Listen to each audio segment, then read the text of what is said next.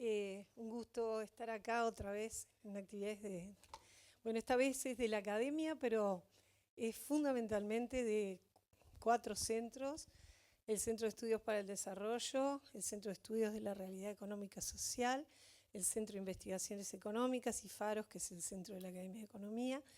Y vamos a hablar de un tema que es de actualidad, pero sobre todo que va a tener consecuencias en el mediano y largo plazo, y que nos parece que la contribución que podíamos hacer era dejar una opinión absolutamente técnica sobre el tema para que la gente pueda firmar o eventualmente votar con mayor información.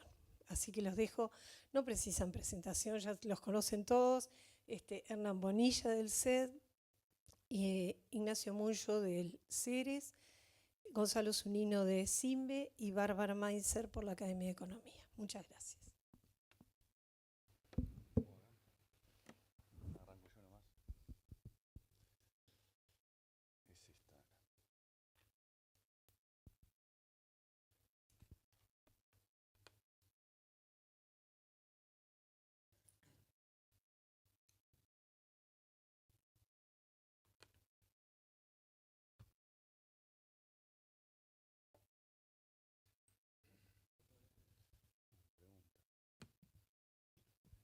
Ahí se ve.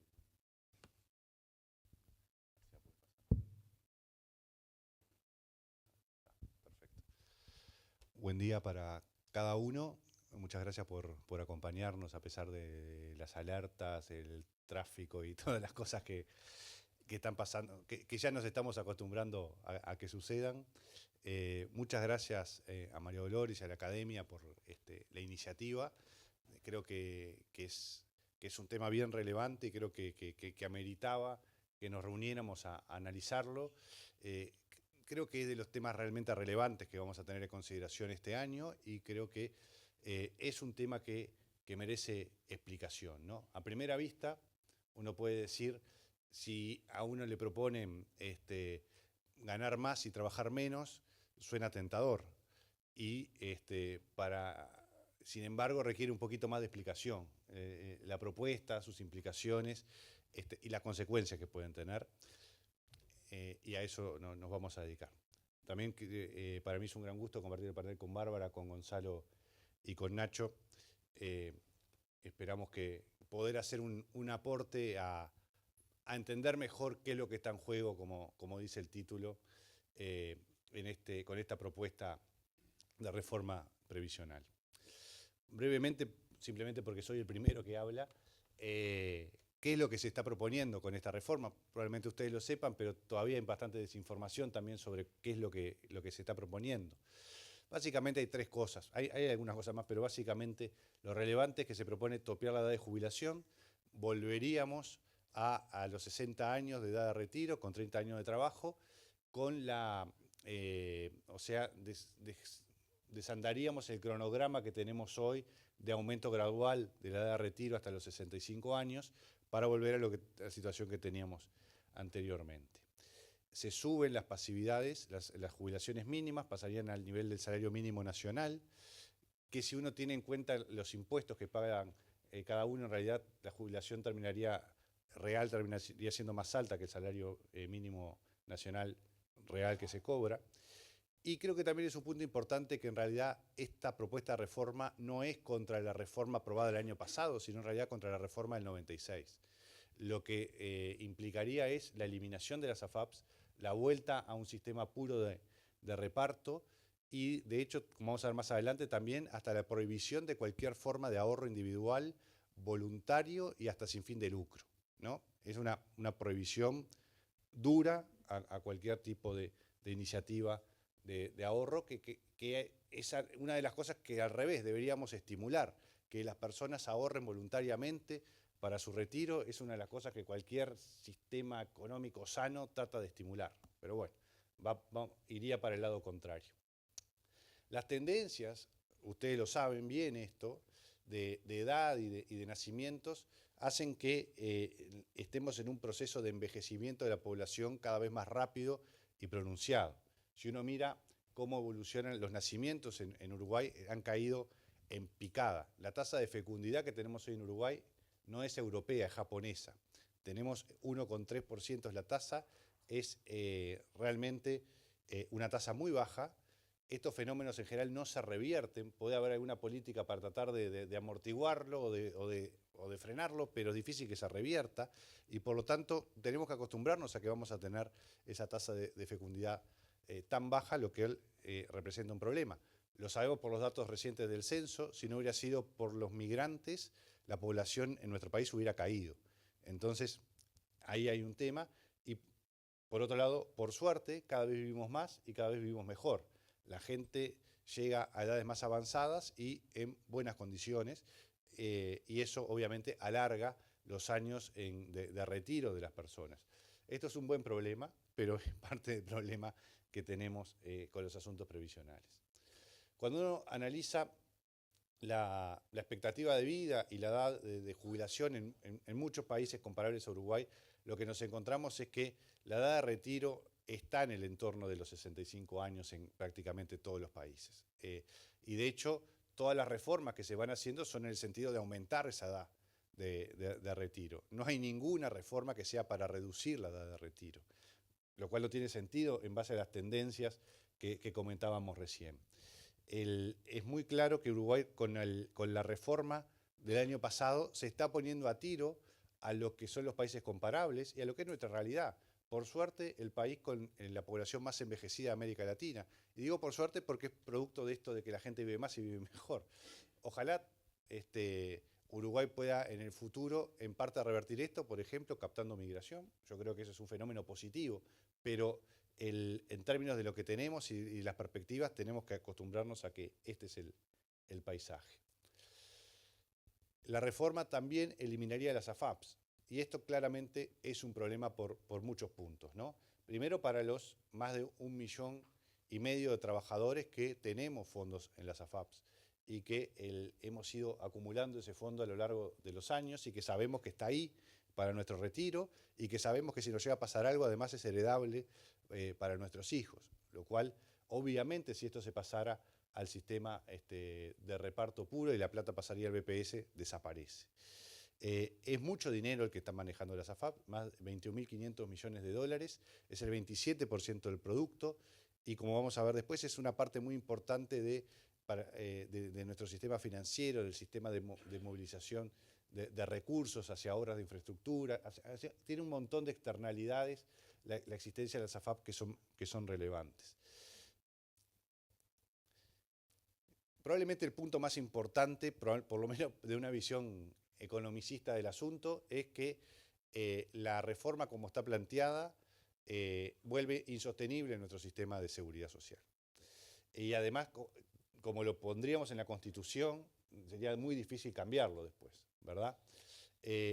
Implicaría un aumento significativo del gasto público, tanto por flexibilizar las condiciones de retiro, como por el aumento directo de las jubilaciones mínimas, la absorción del BPS de todo el sistema. Esto llevaría, sin lugar a dudas, a un incremento de la presión fiscal. Hay que aumentar impuestos para financiar esto si sale. Y este es un problema que si se llega a votar, le va a tocar al gobierno que viene, sea quien sea. O sea que es algo que también debería formar parte de lo que estamos pensando para el año que viene, ¿verdad? En una estimación conservadora que hemos hecho en el SED, si se financiara con puntos de IVA, por ejemplo, esta propuesta, nosotros tendríamos que pasar de los 22 puntos de tasa básica que tenemos hoy a más de 30 puntos de IVA para financiar la reforma. Imagínense el impacto negativo de eso en el ingreso disponible de las personas, imagínense para el comercio, para la actividad económica del país en general. Un país que ya tiene una presión fiscal muy alta en la comparación internacional, y eso lo sabemos que es así. Incluso ha estado en el debate que Uruguay no admite una presión fiscal más alta, dicho por economistas de todos los partidos. Esto implicaría un problema claramente muy importante y además, si no se puede financiar todo con gasto, implicaría aumento del déficit, aumento de la deuda, una reversión con la inflación, en fin. Sería un elemento de inestabilidad macroeconómica que el país no tiene. Y en momentos en que estamos consolidando justamente la estabilidad macro, con la regla fiscal, con la baja de inflación, con la mejor nota de riesgo país de nuestra historia. Meterse en esto realmente es muy complejo. Nuestra proyección es que del 10% del PIB actual, que implica el sistema de pasividades, en una trayectoria estable pasaríamos a que fueran más de 15 puntos del PIB. Obviamente esto es lo que está detrás de los problemas de sostenibilidad que comentaba recién. Hay otros problemas económicos, además, que implicaría la reforma. Los problemas en el sistema financiero, como comentaba antes, por la importancia, el tamaño que tienen las AFAPs para el sistema financiero de nuestro país. Yo creo que pondría en riesgo el grado inversor de Uruguay, porque la bomba de gasto que implica esto realmente sería algo que cualquier persona que esté mirando el riesgo que tiene Uruguay nos desviaría de esta trayectoria en que hemos venido mejorando la nota y el riesgo país. Tenemos el menor riesgo país de América Latina, algo que no teníamos hace pocos años. Esto lo comprometería seriamente. Ni que hablar el daño reputacional a Uruguay. Esto de que somos un país estable, con reglas de juego predecibles y demás, se pondría en cuestión con la aprobación de la reforma. Y como comentaba al principio, también las restricciones hasta al ahorro y hasta el ahorro voluntario de las personas y hasta el ahorro voluntario sin fines de lucro es una exageración sin sentido. Yo creo que producto de una propuesta, más allá de lo que uno opine de fondo, además está mal pensada, mal planeada y radicalizada. Otro punto importante creo que es el de las inequidades intra e intergeneracionales. Todos, ¿cuánto me queda? Bien. Todos estamos hablando de la importancia de la primera infancia, ¿no? Y de lo importante de la pobreza infantil que tenemos, con un dato realmente muy alto.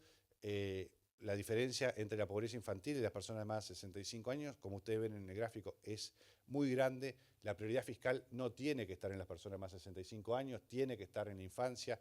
Es la inversión más redituable y es lo más justo. Y si sale esto, olvídense de destinar fondos a la niñez, a la educación, a la salud o a cualquier otra cosa que queramos. No va a haber margen para otra cosa. Y creo que esto también es importante ponerlo sobre la mesa. Quien esté a favor de esta reforma, que no hable de la primera infancia. Me paso rápidamente la parte de los juicios que puede enfrentar el Estado si sale esto. Me remito a lo que ha pasado la semana pasada y estos últimos días en Argentina para ver las consecuencias enormes en términos de recursos que puede tener para el Estado los juicios de los trabajadores, de las AFAPs y de otros agentes a partir de esto.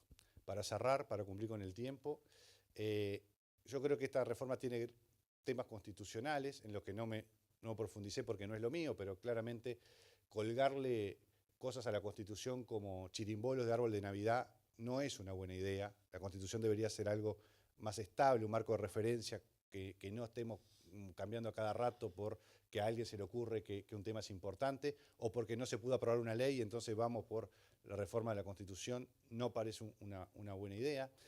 Es populista en su espíritu. En Uruguay, afortunadamente, el populismo no entra por los partidos políticos, que en general son serios y responsables con sus propuestas, por lo menos en términos generales, en los gobiernos de los distintos partidos que hemos tenido desde la recuperación democrática, amén de las discrepancias que podemos tener con cosas concretas. Creo que esto puede afirmarse que fue así. Esta propuesta es una bomba populista que se introduce en Uruguay por fuera del mapa de lo que nosotros creíamos que era posible. Y es por lejos la peor propuesta política pública de la que yo he tenido conocimiento en toda mi vida. Y creo que tenemos que tenerlo claro. Va en contra de las tendencias demográficas, afecta claramente la propiedad privada, hace insostenible el sistema de previsión social, genera inequidades, especialmente en términos intergeneracionales, y abre una puerta para costos fiscales para el Estado impredecible a partir de los juicios que se pueden generar. Por tanto, creo que no necesito decir que creo que la propuesta es absolutamente inconveniente, que no sería un daño grave e irreversible al país que se aprobara esta reforma, y creo que todos quienes tengamos chance de participar del debate en los próximos meses tenemos que hacer el esfuerzo de explicar este tema con claridad, de plantearlo en la opinión pública y de convencer a la gente de que nos metemos por el túnel del kirchnerismo, si sale esto. Y esto nos aleja del Uruguay que conocemos, nos acerca a la Argentina y es un camino que no deberíamos recorrer y que yo espero que no recorramos. Gracias.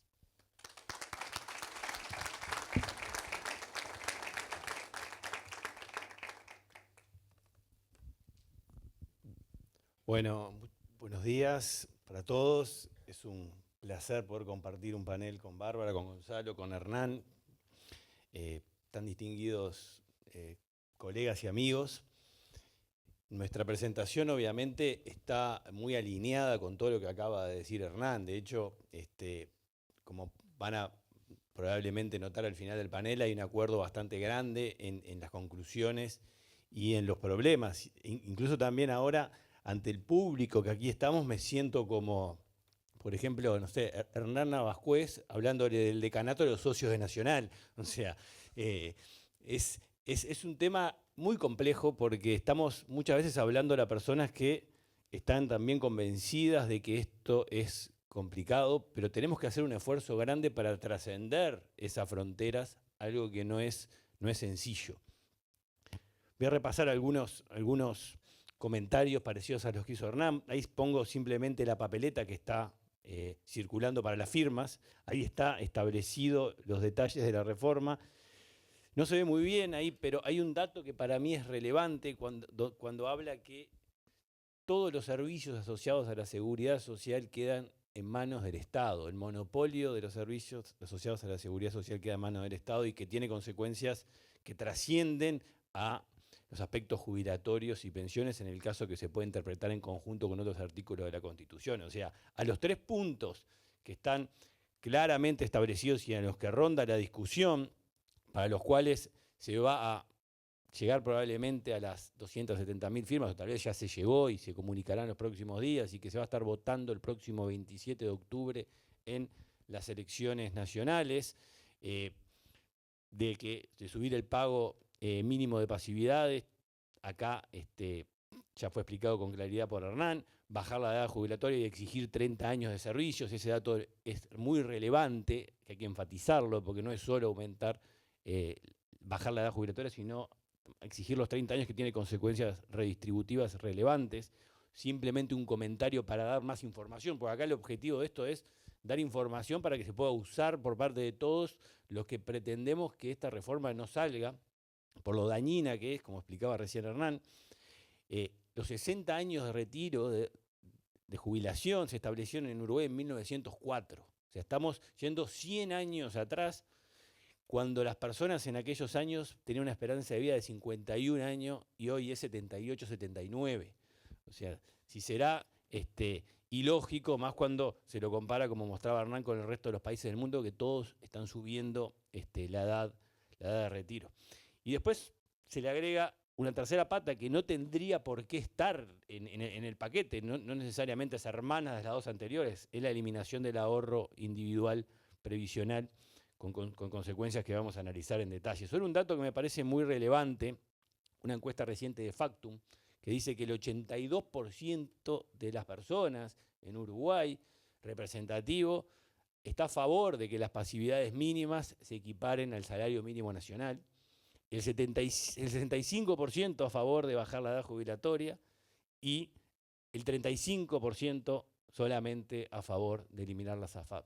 Esto es algo bastante obvio, ¿no? O sea, estos números para mí son muy importantes porque muestran que si le ofrecemos a las personas la posibilidad de trabajar menos y ganar más, la gran mayoría de las personas la apoyan, pero si le preguntamos a esa misma persona si quieren que sus ahorros acumulados sean expropiados y colocados en una bolsa que va a manejar el BPS perdiendo la titularidad, el 65% dice que no, de los cuales en su gran mayoría probablemente tengan ahorros dentro del sistema de las AFAPs.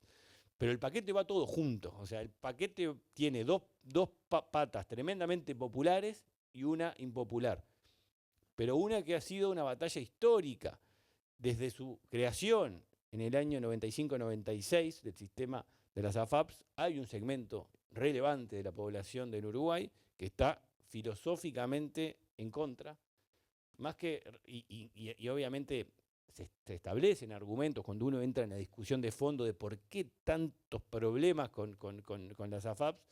Es difícil encontrar argumentos lógicos y racionales que trasciendan el componente ideológico que siempre está presente. Pero el punto acá para mí relevante es cómo está hoy el pulso en los tres aspectos, en este paquete que probablemente va a estar a disposición de la ciudadanía en las mesas de votación y va a exponer esta propuesta a la población a una tentación totalmente riesgosa e innecesaria e irresponsable de ponerlo sobre la mesa. Ningún partido probablemente va a ensobrar la papeleta que necesita llegar al 50% más 1 de los votos en la elección, pero va a estar disponible y hay que ver cómo se procesa toda esta información a lo largo de la campaña. Probablemente si yo le preguntara a cada uno de ustedes acá, la mayoría o la enorme mayoría diría no hay chance de que esto salga en octubre.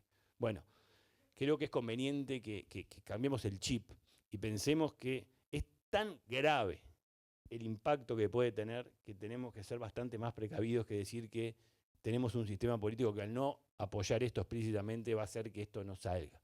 Porque las tendencias globales son distintas. Vamos a poner en prueba la fuerza del sistema político para convencer a la población en algo que es tremendamente atractivo a priori. Esto es como prácticamente ofrecer en un plebiscito bajar impuestos. O sea, es de la magnitud equivalente a lo atractivo que es. Hay un antecedente aparte, y me parece esto muy importante. Hernán lo mencionó la pasada. El 20 de octubre del 2008, el gobierno de Cristina Fernández eliminó el sistema privado de pensiones, con consecuencias hasta el día de hoy, o sea, como lo veíamos. Todos los fondos fueron depositados en las administradoras de fondos, o sea, todos los fondos de las AFJP pasaron a ser gestionados por el sistema estatal ANSES. ¿Qué pasó esto? Automáticamente bajó la calificación de riesgo soberano de B a B- al día siguiente y aumentó 520 puntos básicos el riesgo país en 2 días en Argentina, ya en niveles muy elevados, ¿no? Porque también hay que entender que estaba en un proceso de Cristina de avanzar en muchos frentes y también una necesidad financiera, que este es un punto relevante, porque estos son recursos que se apropia nuevamente el Estado, que a través del BPS va a tener, en la medida que se hagan líquidos los recursos de la AFAP, por eso se plantea la creación de un fideicomiso en la reforma que va a administrar estos recursos para ir haciéndolos líquidos de la forma más rápida posible para con eso poder ir pagando los nuevos gastos gigantescos que va a generar el sistema, pero que también pone, obviamente, primero que no va a alcanzar, se va a acabar rápidamente, pero también pone a disposición para otros objetivos en el corto plazo, ¿no? Como pasó en países que han hecho experiencias similares. A mí me gusta siempre comparar a nivel internacional dónde estamos parados. Y hay un ranking global de pensiones que en el año 2003 incluía a más de 50 indicadores que tienen en cuenta la suficiencia, la sostenibilidad y la integridad de los sistemas de pensiones. El número 1 en el mundo es Holanda, Países Bajos. ¿Por qué? Porque logró solucionar el problema de sostenibilidad, permitiéndole a sus trabajadores invertir una parte de sus aportes en fondos de inversión privado y garantizó una jubilación mínima. Componentes que tiene el sistema uruguayo que se fue modificando en las 2 reformas, la última del año pasado. Uruguay está 15 en el mundo. O sea, tenemos un sistema que está 15. Y nos queremos parecer con esta reforma al último, al que está peor en el ranking, que es el sistema argentino. Es importante tener conciencia de esto, porque lo que se plantea en una de las patas centrales es una experiencia que ya ha fracasado rotundamente del otro lado del Río de la Plata. Voy a resumir muy rápidamente las consecuencias que podría traer si esto se aprueba, todas juntas, muchas de las cuales ya fueron analizadas perfectamente por Hernán, pero siempre es bueno enfatizarlo, porque esto es cuestión de dar información para que la pueda utilizar la opinión pública. Lo primero, así, o sea, de un día para el otro, o sea, hay una suba del gasto por mayores pasividades del entorno de los 1.100 millones de dólares, 1,5 puntos del PBI, que obviamente se genera cuando se tienen que equiparar jubilaciones y pensiones al salario mínimo nacional. Esto es casi que el día que se aprueba esto y se empieza a implementar, hay 1,5 puntos del PBI de gastos nuevos para equiparar fundamentalmente pensiones. El salario mínimo nacional no está tan lejos de la jubilación mínima, pero sí está lejos de muchas de las pensiones que en este país existen en muchas áreas.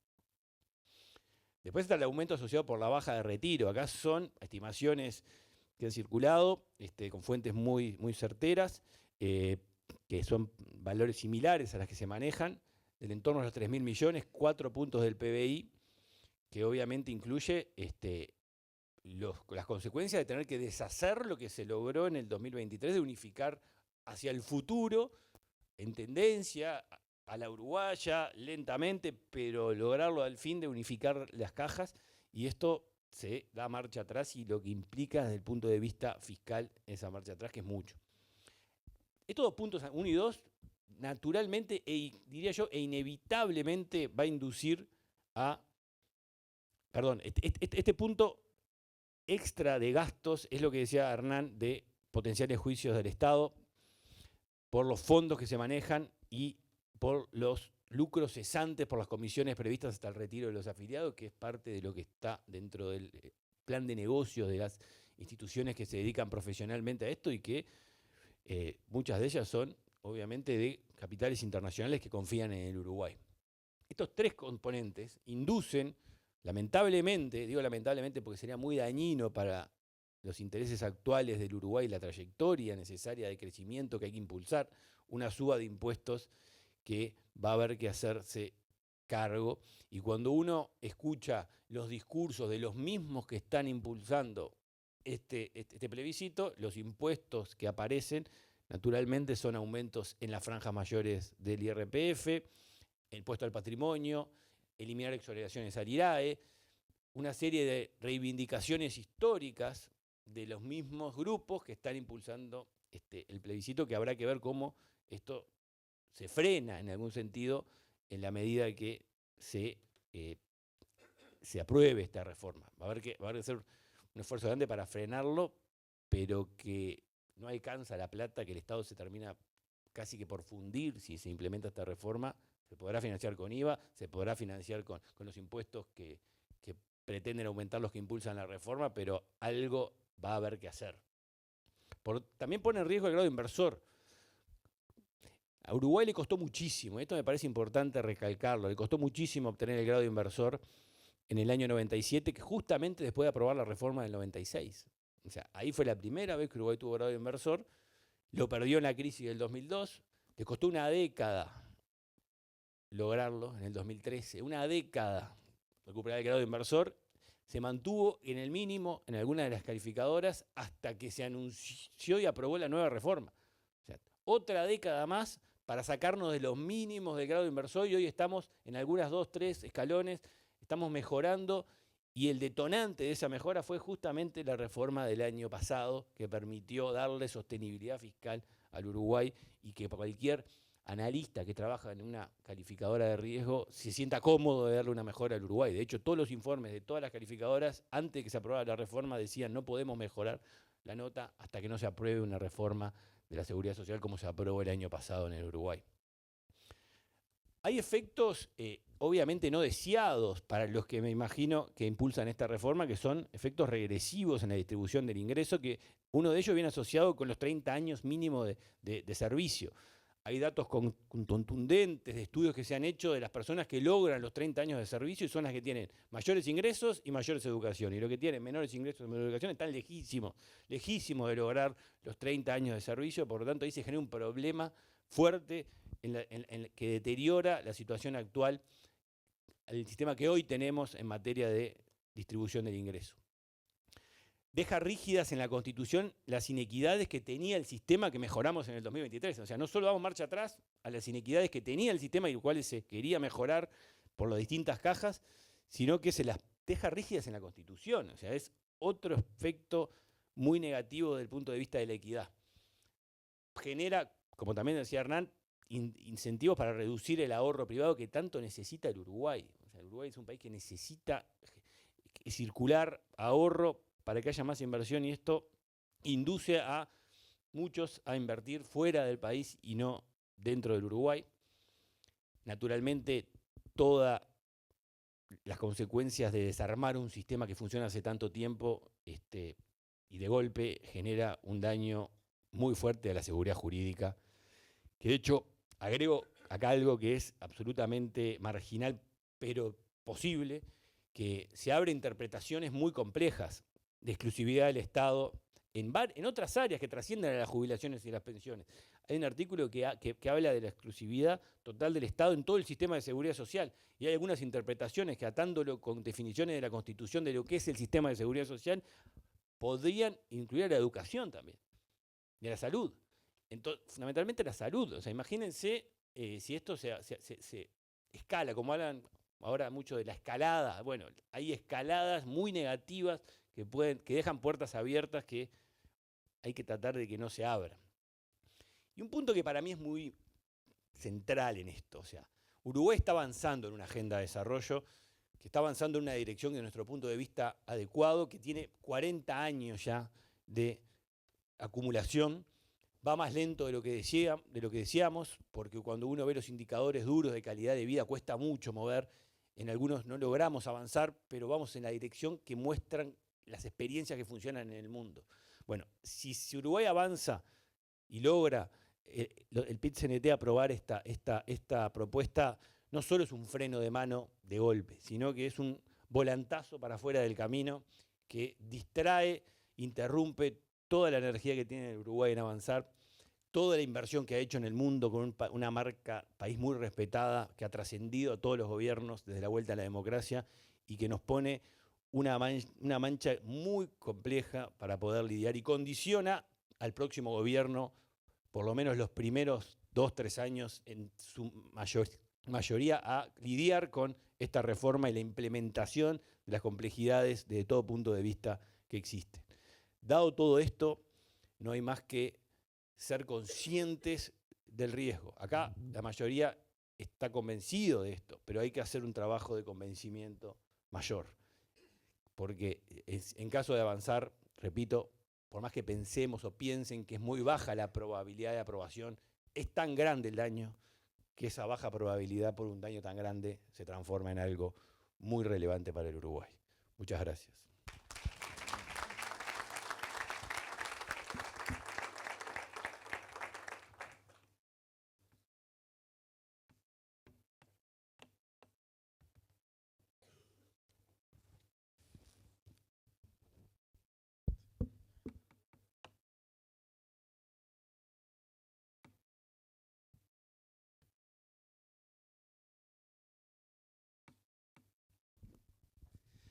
Hola, bueno, muchas gracias por la invitación a esta actividad. Rápidamente voy a tratar de, así cumplimos con los minutos, de plantear mi posición de por qué creo que esta reforma no aborda de forma adecuada los desafíos que hoy enfrenta el sistema de seguridad social. Y ahí básicamente planteo 5 puntos. El primero, que genera rigideces innecesarias, inconvenientes al sistema al regularlo en el ámbito constitucional. El mercado laboral hoy enfrenta tendencias tecnológicas, tendencias demográficas. Hay toda una transición necesaria para hacer en términos de cambio climático, digamos, de empleos verdes. Todos los cambios que va a enfrentar el mercado laboral necesitan cierta flexibilidad, e introducir rigideces constitucionales en la regulación del sistema de seguridad social no es una buena medida. Genera un problema de reputación al país. Creo que esto ya se discutió o ya lo plantearon bastante extensamente mis colegas que hablaron anteriores. Incrementa de forma importante los problemas de sostenibilidad. Sobre esto vamos a hablar un poquito en las próximas láminas. Limita la cantidad de instrumentos disponibles para diseñar un sistema justo y eficiente de seguridad social. Con esto básicamente me refiero a la eliminación del pilar de reparto y también, del pilar de ahorro individual, y también vamos a focalizar y a discutir un poquito más en detalle ese punto. Y bueno, introducen la regulación del sistema previsional al salario mínimo nacional, que es una típica institución, un típico instrumento de regulación del mercado de trabajo, y entonces lo desvía de su principal foco. Creo que esto es más un problema para la regulación del mercado de trabajo que para el sistema previsional, pero no deja de ser un problema al fin y al cabo. Bien, de esos 5 puntos, decía, voy a comentar un poquito más los últimos 3. El tema de sostenibilidad, porque básicamente es un tema que hemos trabajado bastante en el Observatorio de Seguridad Social de SINVE. En diciembre del año pasado presentamos distintas estimaciones de trayectoria financiera y trayectoria fiscal de los diferentes escenarios, plebiscito, ley 16.713, 20.130. Y bueno, febrero, marzo, no recuerdo bien, el gobierno también estuvo en el Parlamento con estimaciones propias y son muy coincidentes con las que habíamos trabajado y presentado en diciembre. Entonces creo que ya tener varias estimaciones independientes que básicamente tienen resultados similares da robustez a los resultados, ¿sí?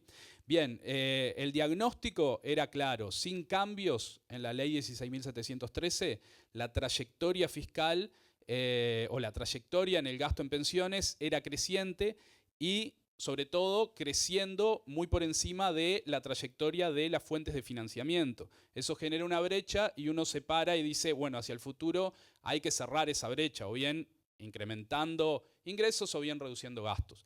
Dada la magnitud del gasto, este era un problema más de gasto que de ingresos, no quiere decir que hubiera sido bueno también discutir el lado de los ingresos.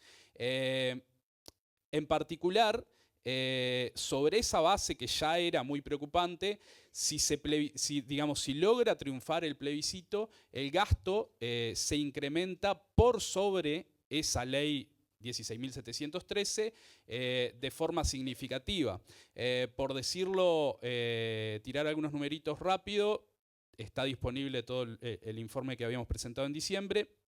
Hacia el 2050 se duplicaría en el caso del plebiscito el déficit actual, el déficit IBS puro, es decir, sin contar los impuestos asignados, y hacia finales de siglo lo multiplicaría por 3. Hoy el déficit IBS puro del sistema ronda 4 puntos del PIB, estaríamos hablando de básicamente 8 hacia el 2050 y 12 hacia el 2100 en caso de que triunfe el plebiscito. Uno podría decir, bueno, pero tenemos los fondos acumulados, o sea, esos fondos que se ingresan de la AFAP podrían alcanzar para pagar ese mayor gasto en pasividades. Obviamente no, y dejando de lado toda la discusión de si esos gastos, crisis mediante o tentación mediante, se utilizan para otros fondos. Si lograra realizarse una solución jurídica que garantiza que esos fondos únicamente se utilizan para pagar pensiones, ese incremento del déficit previsional lo traemos todo hasta el día de hoy y lo valoramos. Eso tiene una sensibilidad muy grande a la tasa de interés a la que lo traemos y demás, algunos digamos, problemas técnicos, o problemas no, pero digamos sensibilidades técnicas. Eso al menos vale 40 puntos del producto. Y lo que estamos, los activos acumulados en la AFAP hoy valen 26,5 o 27 puntos del producto, ¿sí?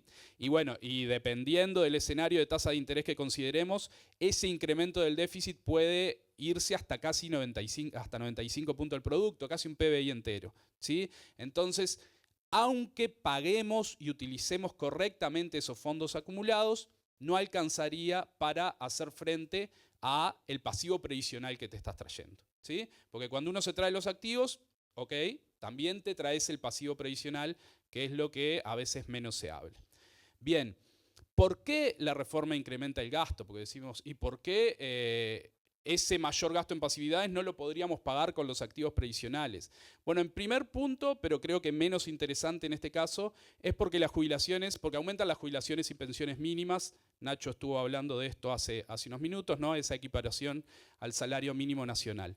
Creo que más interesante para discutir es ese aumento del gasto previsional ocurre porque las jubilaciones del sistema de reparto contienen subsidios implícitos, ¿sí? Es decir, lo que se recibe por prestaciones en la amplísima mayoría de los casos supera a los aportes realizados durante la etapa activa, ¿sí? Si no, uno podría decir, bueno, lo que te traes, digamos, el esquema de pilar de ahorro en general cierra actuarialmente, es decir, lo que uno aportó, después paga las jubilaciones. ¿Por qué en este caso te traes 23 puntos y tenés que pagar al menos 40? Porque el esquema de reparto paga jubilaciones altamente subsidiadas. Y bueno, parte de esos subsidios son muy justificados, parte no, ¿sí?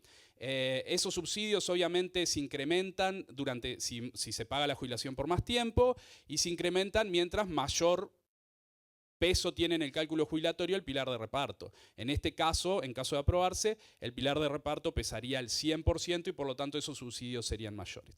Acá simplemente dos comentarios. Uno, no hay reforma posible que contenga el gasto, que solucione los temas de sostenibilidad y no afecte la generosidad de las prestaciones, ¿sí? Entonces, siempre que estamos parados ante una reforma y quien impulsa la reforma dice acá nadie pierde o acá nadie sale peor que con el régimen previo, sospechen, porque si es así, no va a solucionar los temas de sostenibilidad fiscal, ¿sí? Hay que ver si uno es lo que está buscando, pero bueno, no hay reforma posible donde nadie salga peor que antes y se resuelvan los problemas de sostenibilidad. Y el desafío entonces, decíamos, es eliminar los subsidios donde no son necesarios. Hay muchos subsidios que son justificados, otros que no. Es ahí donde yo creo que un sistema multipilar y en particular el pilar de ahorro individual cumple un rol bien importante. Uno podría decir, bueno, los sistemas previsionales tienen distintos objetivos. Evitar la pobreza en los adultos mayores, facilitar la transferencia de ahorros desde la etapa activa a la etapa pasiva. Esto que parece, digamos, simple, no es tanto. Los individuos considerados en sí mismos tienen dificultades para generar ese ahorro, en parte por problema de educación financiera, en parte por problema de oferta de productos que para el trabajador común no son tantos, digamos, que le permitan llevar ahorros a una tasa de rentabilidad adecuada, y también porque la centralización de esto permite diversificar riesgo y tener un portafolio de inversiones bastante más eficiente que si uno lo hiciera individualmente. Otro punto o otro objetivo de los sistemas de seguridad social es asegurar reemplazo en los ingresos al ingresar a la etapa pasiva, es decir, que el salto de la etapa activa a la etapa pasiva no sea tan brusco, y podríamos agregarle también objetivos redistributivos. Objetivos múltiples. Objetivos múltiples siempre son más fáciles de tratar con instrumentos múltiples. Uno podría decir, bueno, tengo un pilar 0 fuerte para evitar la pobreza en la edad adulta, tengo un pilar 1 de reparto que me permite concentrarme en suavizar, digamos, el reemplazo al pasar a la etapa pasiva, en objetivos redistributivos, pero a partir de determinados montos de ingreso, básicamente el sistema lo que debería hacer es simplemente ayudarle al individuo a canalizar su ahorro desde la etapa activa a la pasiva, ¿sí? Y no tiene sentido ahí estar subsidiando o generando otro tipo de instrumentos que son los que típicamente aparecen cuando uno tiene un solo instrumento, ¿sí? Si yo tengo un solo instrumento, pilar de reparto, me concentro en suavizar el reemplazo, me concentro en evitar la pobreza en adultos mayores, ¿cuál es la consecuencia? Probablemente genero, sin quererlo, una cantidad enorme de subsidios no focalizados y que si utilizara esa plata para tener otro uso, tendría mucha mayor rentabilidad social, ¿sí? Y cuando hablamos de subsidios son miles de pesos. Las jubilaciones, quizá en términos relativos, en algunas jubilaciones altas no es tanto, pero en términos absolutos no dejan de ser miles de pesos mensuales que estamos subsidiando en algunos casos. A ver, un ejemplo claro de lo que digo de esto, un pilar de reparto no necesariamente es más justo, que a veces es el argumento, que un sistema multipilar. Yo creo que el sistema multipilar es más justo y más eficiente. Un caso claro creo que es la caja militar, que se discute frecuentemente, ¿sí? Es una caja que para el colectivo que cubre tiene un déficit enorme y tiene subsidios en jubilaciones que no merecerían tener subsidios. O sea, es un esquema con un solo pilar que trata de apuntar a muchos instrumentos, con un solo instrumento que trata de apuntar a muchos objetivos y genera un déficit gravísimo que hay que resolver. De hecho, yo creo que gran parte de las cosas más positivas de la última reforma es la introducción del sistema mixto en algunos de estos subsistemas, ¿sí? Que permite solucionar ese tema de subsidios. Hablando de ese tema de subsidios, yo creo que si me preguntaran, hoy se hablaba del tema de de los impuestos que habría que poner o en caso de que esto salga. Si a mí me preguntaran cuál es la mejor solución, y ya lo adelanto, la mejor solución es el IAS, ¿sí? Porque si voy a tener un esquema completo, digamos, con una trayectoria de gasto súper alta, con jubilaciones muy subsidiadas, la mejor solución sería, bueno, esos subsidios que te doy al momento del cálculo jubilatorio, después te los quito vía IAS, ¿sí? Eso creo que es una cosa a pensar y creo que el IAS es un instrumento muy importante no solo para eso, sino también para la actualidad, ¿no? Por eso me resultó un poco contradictorio cuando en la discusión de la reforma al mismo tiempo se aprobaba una rebaja de IAS. ¿Por qué? Porque decíamos, las jubilaciones de la ley 16.713 están cargadas de subsidios, ni que hablar todo el stock enorme de jubilaciones que todavía tenemos del régimen previo a la reforma del 96, ¿no? Donde también era 100% reparto. Esas jubilaciones están cargadas de subsidios mal focalizados y creo que el IAS hoy debería ser una herramienta para tratar de corregir ese sistema o ese déficit que tiene actualmente el sistema, buscando que contribuya la contribución de los pasivos que fueron injustificadamente subsidiados por un cálculo jubilatorio no actuarialmente neutro en su momento. Bien, un puntito más, porque acá decíamos, bueno, todo bien con el sistema multipilar, yo creo que ya estoy muy pasado. ¿No? Está. Todo bien con el sistema multipilar, que el pilar de ahorro individual te ayuda a crear ese esquema más eficiente.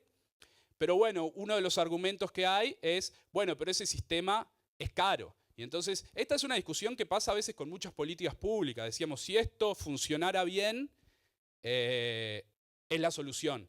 Pero ojo, si funciona mal es mejor eliminarlo. Yo creo que hay argumentos, y esto es una discusión que hay que dar, hay argumentos que hacen pensar que este sistema o que la organización industrial del sistema AFAP puede funcionar mal, y de hecho si lo dejáramos naturalmente funcionaría mal.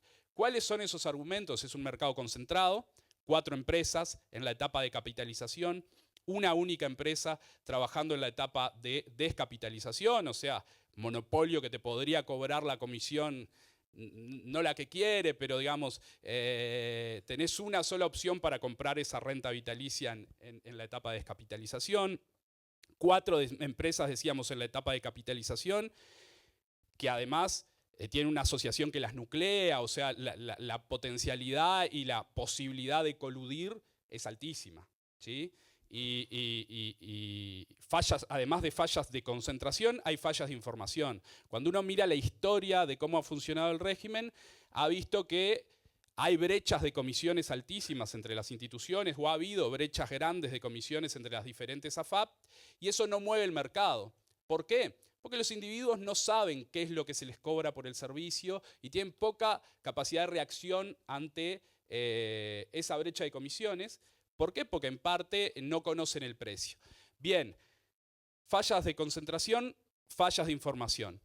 ¿Eso amerita a quitar el pilar porque funcionaría mal? No, yo creo que no. Yo creo que la solución es regulatoria. Como en todo mercado donde hay fallas de mercado, la solución es regulatoria. Con una regulación adecuada, el sistema funciona y nos aprovechamos de toda la acumulación que ya ha hecho en materia de digamos, de aprendizaje, de cómo manejar los fondos, que ha sido algo muy bueno.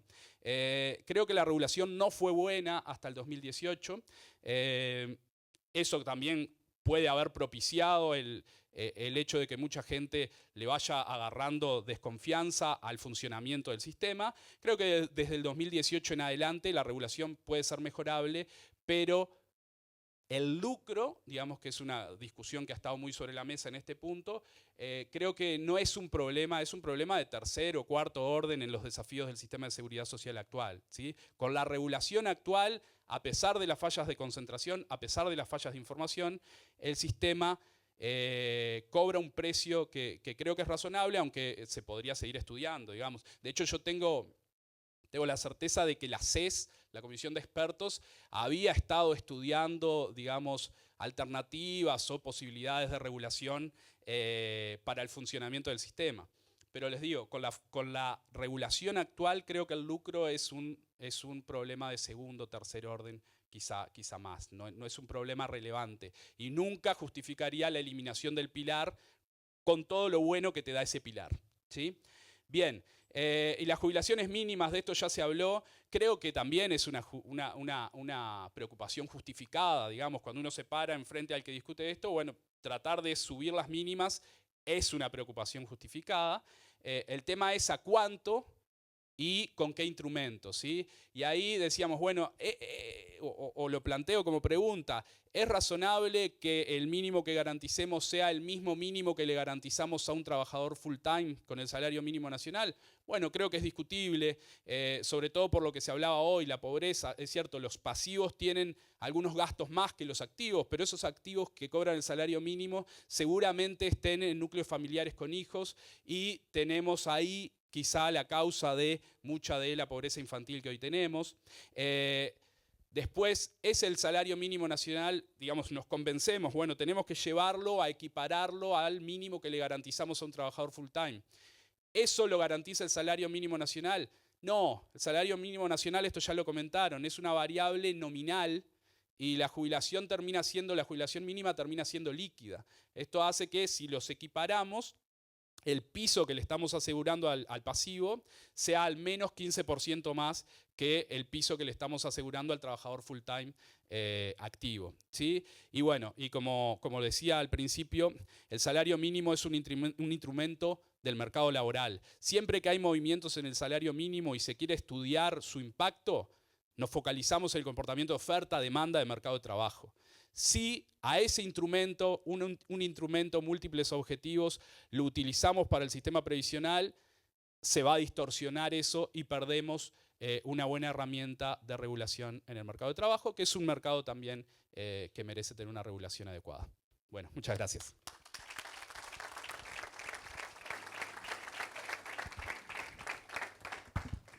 Bueno, buenos días a todos. Muchas gracias por acompañarnos hoy. Un saludo especial a estos panelistas de lujo con quienes es un gusto compartir el panel. Gracias. Acá está.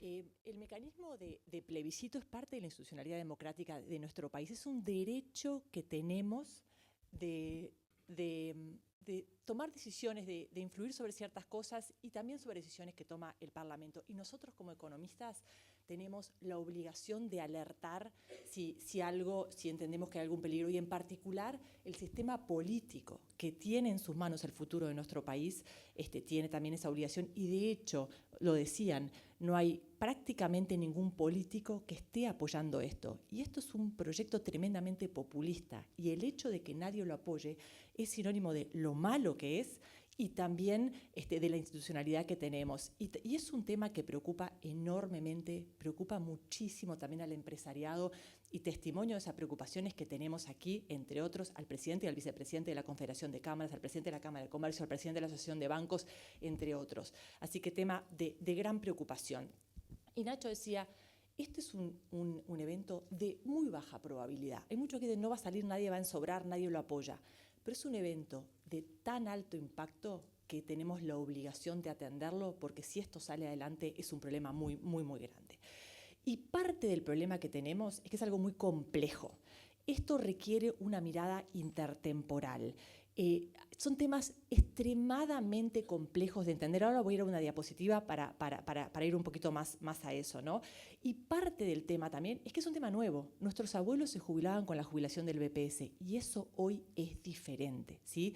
Y por algo muy bueno, y es que vivimos mucho más tiempo. Y por algo no tan bueno, y es que cada vez hay menos activos para financiar a los pasivos. Y este proyecto también despertó alerta en gran parte del sindicalismo. Y quiero destacar, mientras esto se discutía dentro del PIT-CNT, AEBU repartió un comunicado que creo que es de las defensas más fuertes o los argumentos más fuertes contra este proyecto, y entre otros hablaba de los impactos sobre los derechos, limitaciones a la protección social de algunos sectores, afecta a la equidad y la justicia, incrementa el déficit de todo el sistema sin promover fuentes de financiamiento, y mencionó eventuales juicios, ¿no? Y yo luego de un desafío ir cuarta luego de ellos, y quiero intentar dar otra mirada, ¿no? Y repasar cuáles son las consignas de esta campaña. Bueno, son muy loables muchas de ellas, pero son completamente irrealizables. Si a mí me preguntan, ¿no? ¿Querés trabajar, vivir, trabajar menos y ganar más? Y bueno, la mayoría de la gente dice eso, pero eso no es posible.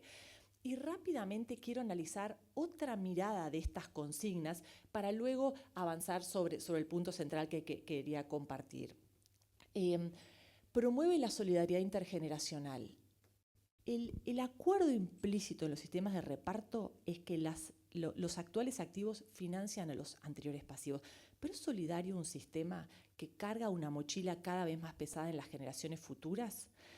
Un amigo un día me dice, para mí es mucho más solidario ocuparme yo de mi jubilación que sean mis hijos los que se tengan que ocupar de ella, ¿no? Y para que haya justicia entre generaciones, precisamos sustentabilidad financiera para que las generaciones que vienen también puedan tener una jubilación digna.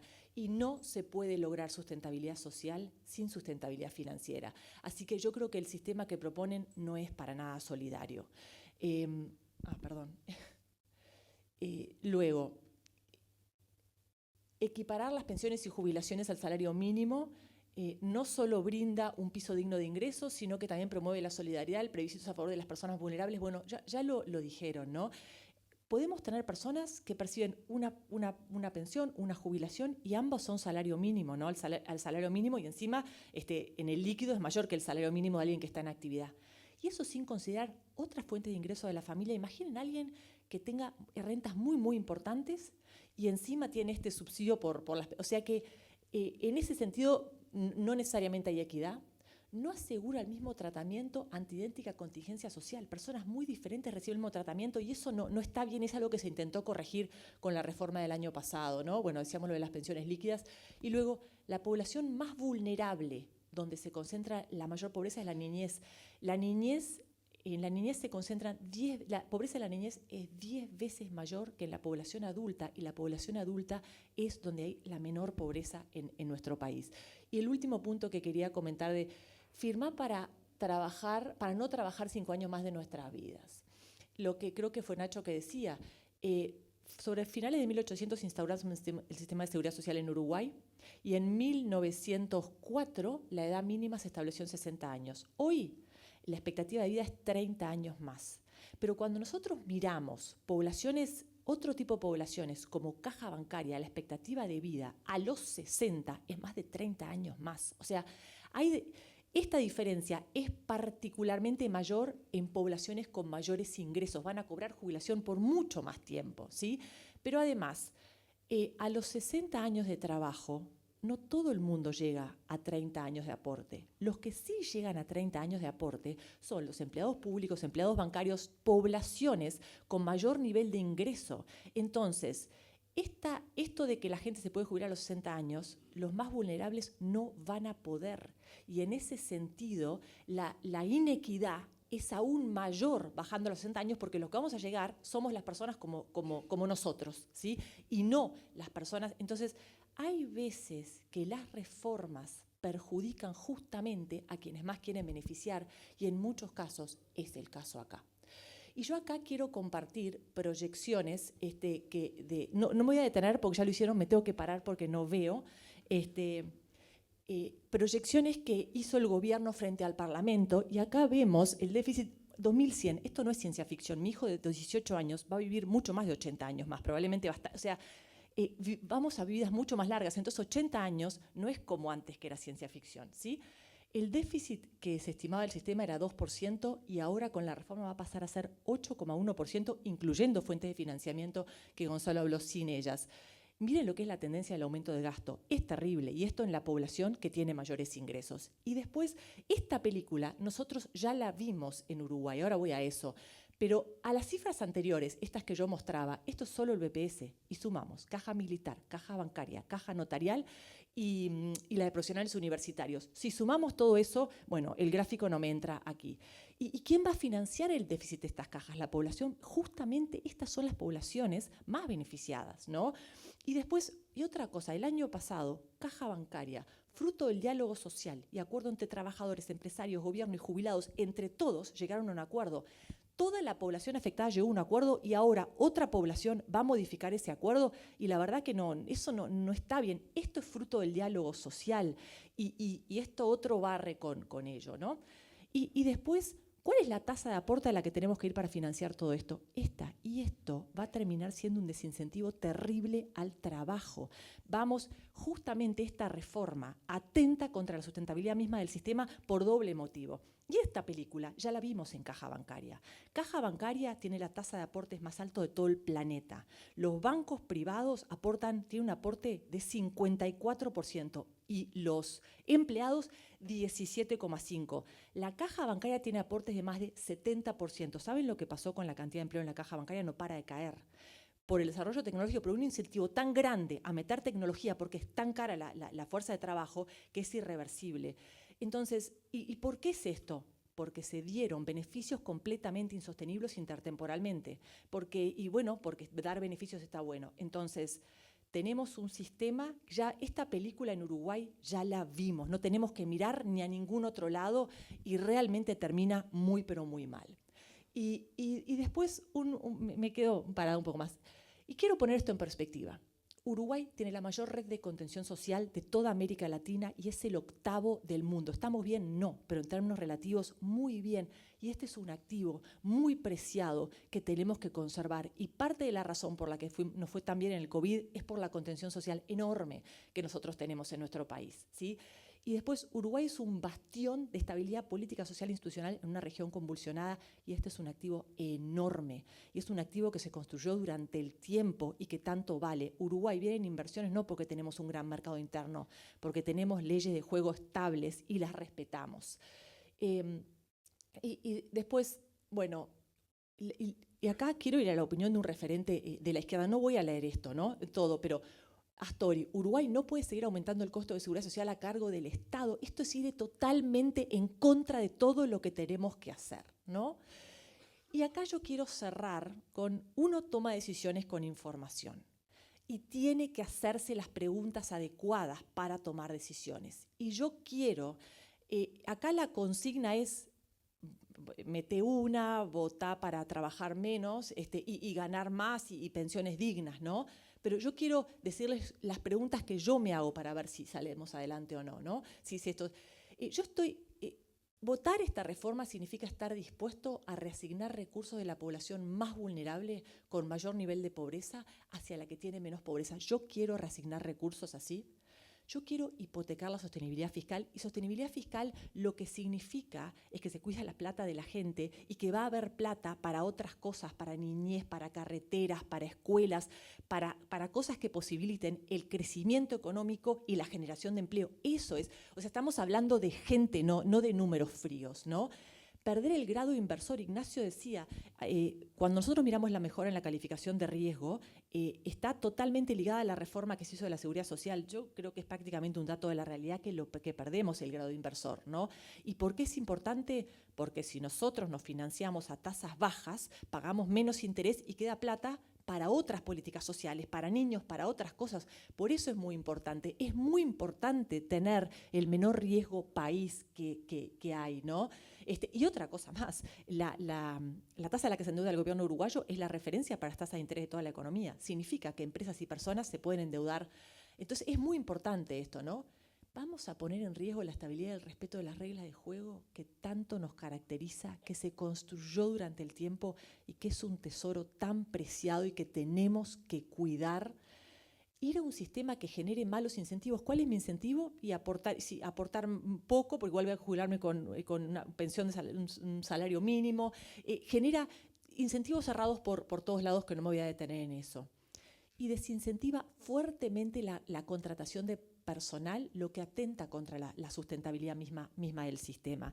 Y yo, para cerrar, Ignacio mencionaba el índice Mercer de pensiones, que es el principal índice de pensiones del mundo. Uruguay lo caracteriza en el lugar 15 y en el contexto internacional en la parte, no me acuerdo, solidaridad, no me acuerdo exacto cómo se llama, pero básicamente es, ¿tenés pensiones suficientes en el contexto internacional? Y lo caracteriza en un nivel muy, muy alto. De hecho, los subcomponentes los caracteriza de A a D, y en el tema de los beneficios que da, lo caracteriza en el contexto internacional como A. Estamos hablando de que las pensiones son bajas, pero en contexto internacional, para lo que uno aporta, son extraordinarias.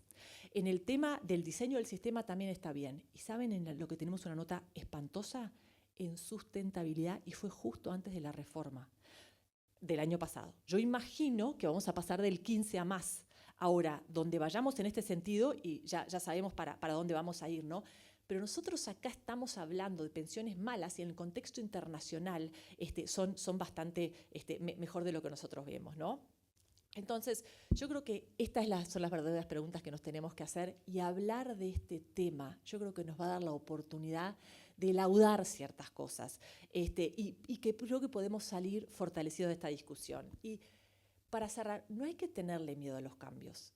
Si el mundo cambia, es natural que los sistemas cambien. Si yo voy a vivir más tiempo y llego a los 60 años en excelentes condiciones físicas y en la plenitud de mis habilidades, es natural que yo trabaje más tiempo, ¿no? Pues soy tremendamente productivo y que se postergue la edad de jubilación. Es natural.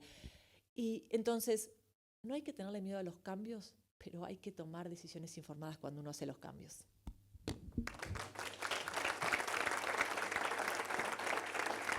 Creo que nos quedan 15 minutos. No, bueno. Las preguntas por WhatsApp, llegó una sola, qué timidez. Dice, en el caso más probable de que la reforma del PIT-CNT no salga, ¿qué podrían decir acerca de nuestro sistema de seguridad social, si es sostenible con los cambios introducidos en la reforma del año pasado? Ustedes, vamos. Está apagado.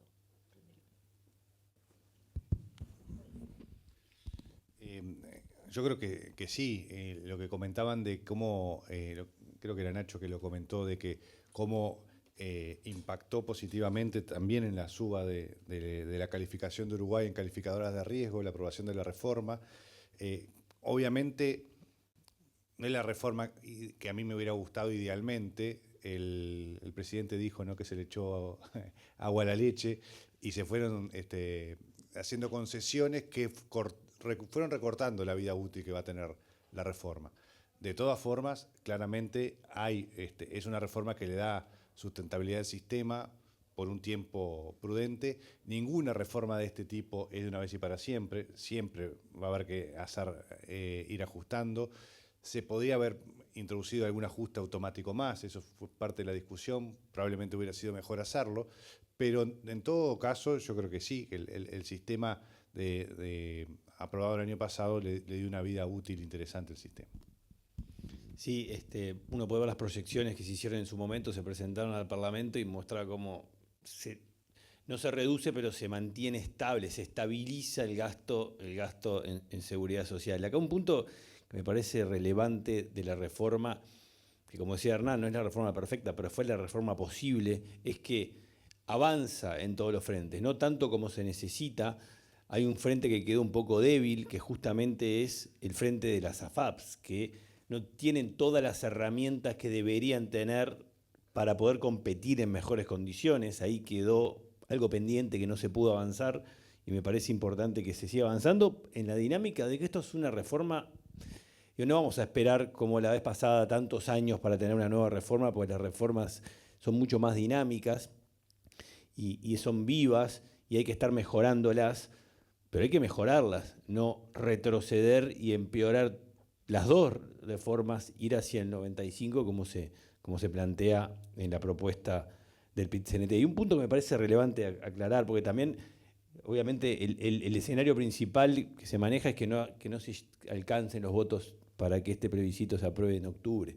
Pero sí lo que dice gran parte de la oposición es que hay que ir hacia un diálogo social y nacional al respecto de la seguridad social.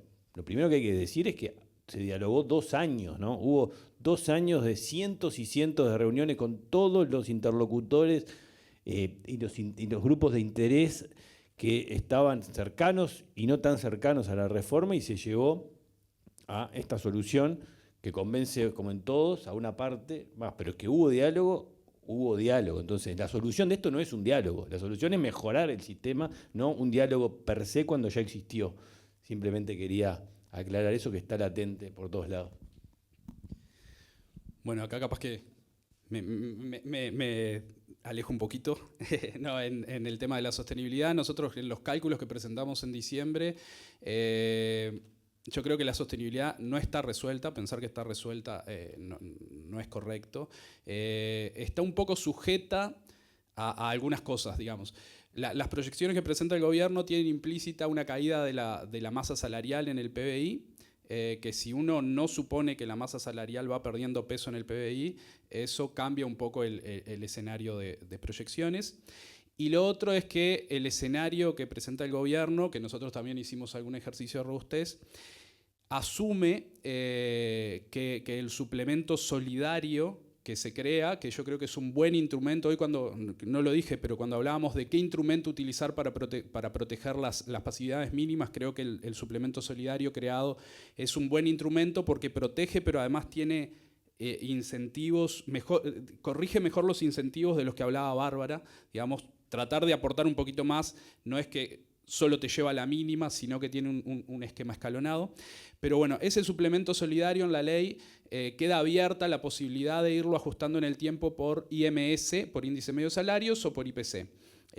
La sostenibilidad en parte, y creo que ahí hay un problema, porque es la única válvula de escape que se deja la ley, la sostenibilidad se logra si al menos por un periodo no menor, ese suplemento solidario se va licuando, digamos, en términos relativos, ajustándose por IPC. Si se ajusta por IMS, la sostenibilidad está bastante más comprometida que lo que presentan las proyecciones oficiales.